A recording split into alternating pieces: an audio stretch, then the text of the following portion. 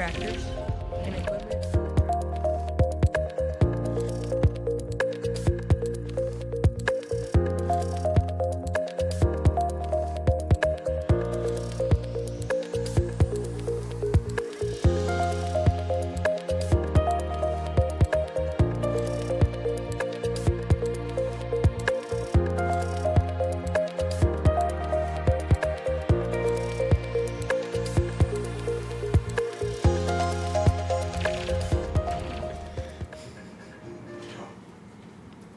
Good morning, Nighthawk Nation. My name is Trevor Daly, your anchor for this week.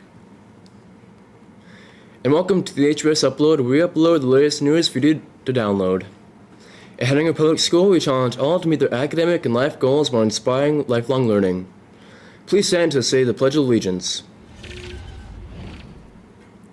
I pledge allegiance to the flag of the United States of America and to the republic for which it stands, one nation, under God, indivisible, with liberty and justice for all. And now for some short stories. Congratulations to our talented students Haley Tim, Katie Buckmeyer, Olivia Havelka, Ellie Roslin, and Ella Friebel for reaching the Northern Plains. They had an awesome opportunity to perform in DSU's auditorium with many other student musicians. Last week showcased our students' theatrical abilities as they took the stage for a one-act play in Dickinson. Phoenix Pratt received an honorable mention in her compelling role as the immigration officer, while Ellie Burns earned a superior rating for her portrayal of Katie. Good job, everyone. Recently, our students got a special visit to West River Health Services. Thanks to Dr. Caravanum, during the hands-on experience, they explored anatomy, casted arms, and delved into the world of medical professions. A big thank you to Dr. Rannum and the West River medical staff for this enriching opportunity. The 6th grade class recently turned coordinate planes in Ozobot cities, blending math precision and urban planning creativity. This electrifying adventure in the classroom transformed learning into a vibrant hub of innovation, redefining mapping through the lens of Ozobot cities. Hettinger High School's junior class, along with its advisors, Ms. Block and Mrs. Olson, extend heartfelt thanks to all those who supported the October 2023 calendar raffle. Special shout out to the winners who donated back, contributing to the HSS Spring 2024 prom and class of 2025 graduation. Donation is truly appreciated.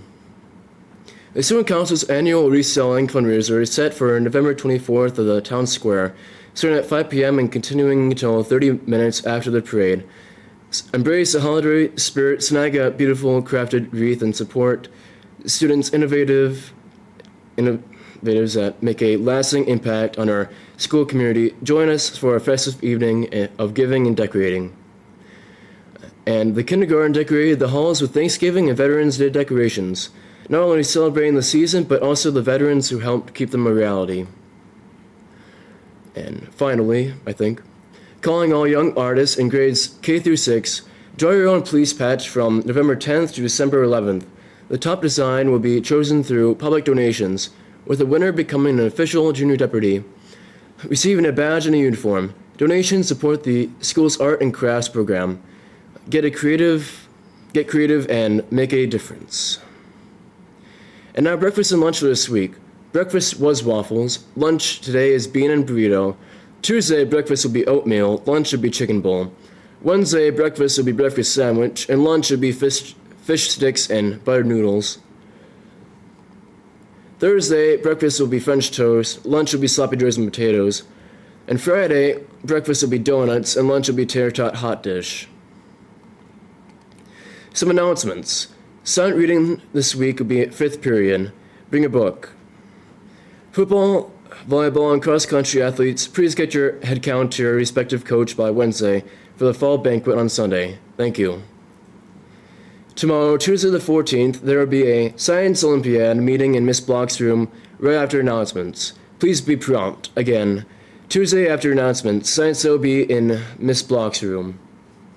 There'll be no school news the Monday following Thanksgiving due to the previous week being so short. There'll be a food drive 13th through the 17th for grades K through 12. They're accepting water, juice, hot and cold cereal, canned vegetables and fruits, pasta, rice, canned beans, and more. Hettinger Elementary boys basketball will have practice in the little gym due to the Ducks Unlimited being in the Armory. The elementary boys basketball games in the Hardin County scheduled for November 14th have been moved to November 13th. They'll still only play 4 through 5 grades, and start time will be 5:30. And now on to today's riddle/question. What has 6 faces and 21 dots? Find out the answer after today's weather. Now let's go to this week's school news story about homecoming by Emily Prasma. Students from the video production class and stream team program visited Bismarck State College and KFYR-TV in Bismarck on October 4th. They had a fantastic time exploring the array of recording equipment and learning about potential career opportunities for their future. I sat down with Mr. J and a few students to learn more about what they did. How did you produce the idea to go to BSc and KFYR? So Jody Kurzman of KFYR actually is kind of a local from this area. She's one of the reporters at KFYR, and we invited her in previous years, it wasn't last year but the year before, to come down and present to our video production team to also do a story from KFYR about what we do here at Hettinger Public School when it comes to our video production class and our stream team and everything like that. So we brought her down, we learned about her realm, her career, and all of that stuff, and she thoroughly invited, hey, you guys should come up and see what we all do in our location. You can see how the professionals do it. So that got brought up to Krista Olson, and she said you should actually try to do BSc on the same day. That way it makes the trip more worth it, and it just kind of becomes a whole experience. What do you think this field trip taught your students? I think it just taught them that you can not only do this as like a fun activity or a fun class that you can take at school, that this is an actual viable career option. This is actually a road that you can go down if you really, really enjoy it, that there are professionals out in the field, you know, making this their career and doing it that way. So, what did you find most enjoyable on the trip? For me, just seeing the production setups, those were my favorite thing. And I'm speaking as a person who loves technology and production and things like that. It was really fun to go into BSc to see how they were set up, being that they had all of their media production rooms, their radio, their studio, their production room, and their writer's room all aligned side by side. I really loved that. I loved the gear that they were using. I got to learn a lot more about what the professionals use, as well as just how things are laid out and how they're done. Also really enjoyed going to KFYR to see their studio. Their studio was beautiful. Also their production room was amazing. I don't think I've seen that many screens in one room ever before in my life. So those were my big highlights as an individual. I think as a student, both of those things were also interesting, but also to kind of have that connection to our local news outlet, to see, you know, like there are actual people behind these screens that are putting in this work, that are providing it to us every day. So, Robert, what did you enjoy most about the field trip? I feel like the thing that I enjoyed most about the field trip, aside from McDonald's, was in general just like being able to see like in actual college, like in person, and like just some of the people there. And like the most impressive thing to me, like KFYR obviously was pretty impressive, like it's such a professional setup and everything, but like BSc, like just the fact that those people had managed to get so much into only 3 rooms, and they were sharing that facility inside of a sports facility, was very impressive to me. As for the fact that with such little they were able to do so much. Did this field trip give you an idea of a career you could have later in the future?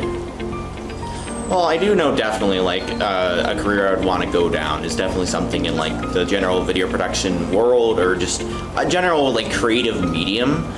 But I'm very iffy on just college itself, like what specific thing I want to go down and whatnot, but it was certainly something. Is there anything else you would like to add? Join video production.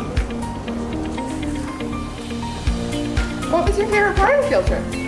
Well, for one, I really just like to get on the bus and socialize with everybody. The technology there was really cool. There was a lot of fancy, upgraded, expensive stuff. This field trip taught me that there's a lot of stuff in that college if you want to go into like video production, be a news anchor, and other stuff like that. Is there anything else you'd like to add?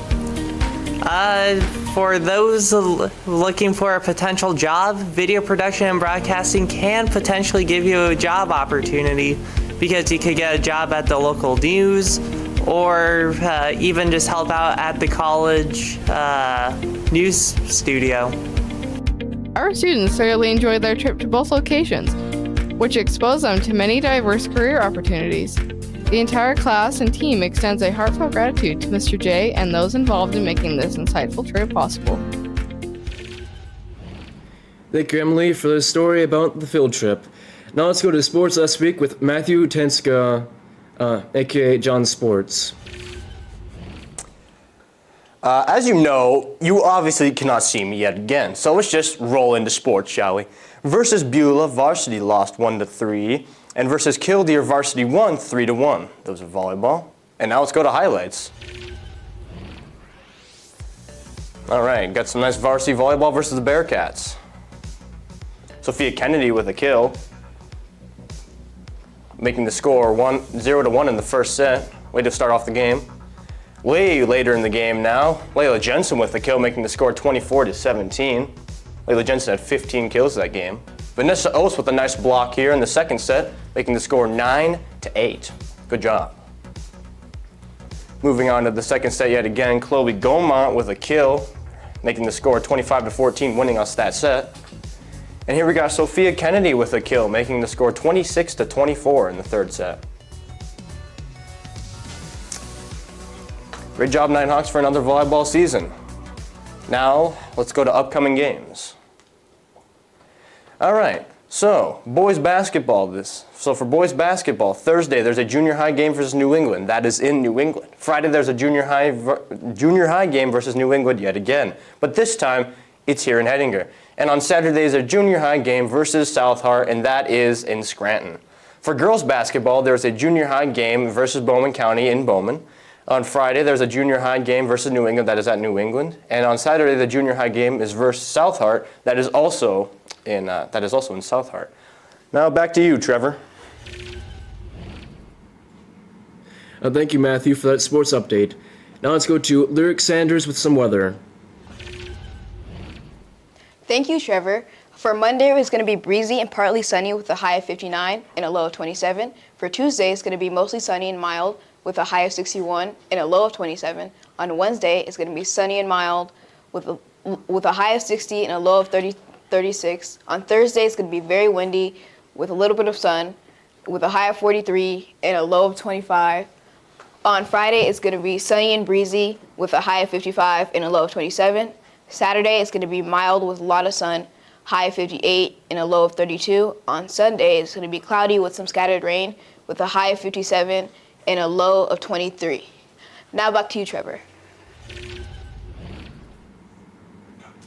Thank you, Lyric, for that weather report. We also would like to thank Sophie, our producer, for helping us make today's broadcast possible. And the answer for the question/riddle is, the question is, what has 6 faces and 21 dots? The answer is a die, or dice. And that's this week's news broadcast. Thanks for tuning in to the Atrius Upload, where we upload the latest news and download content for you to enjoy. If you like this broadcast, smash that like button to let this week's news team know they did a great job. Subscribe to the Atrius stream team for weekly updates on the school news, podcast, sports, and community streams. We'll see you next week, Monday at 9. Also fix AC and heat with their service technicians. Call 701-567-7500. Graphic Attic has proudly been serving the community since 1992. Not only do they provide a wide variety of services such as screen printing, apparel decorating, and embroidery, they also have your favorite Jelly Belly brand jelly beans.